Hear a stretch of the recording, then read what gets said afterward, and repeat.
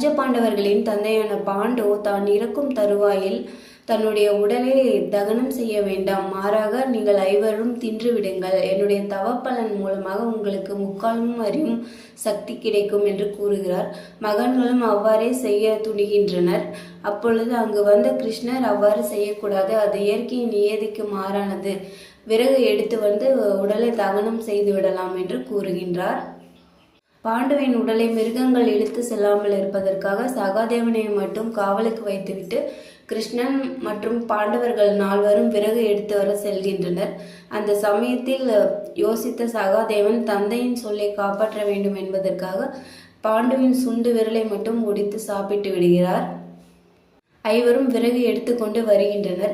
பாண்டவர்கள் 4 சிரமப்பட்டு விறகை எடுத்து வருகின்றனர். ஆனால் கிருஷ்ணரோ தன்னுடைய தலைக்கு மேலே அரை அடி விறகு இருப்பது போலவே எடுத்துக்கொண்டு வருகிறார். ஆனால்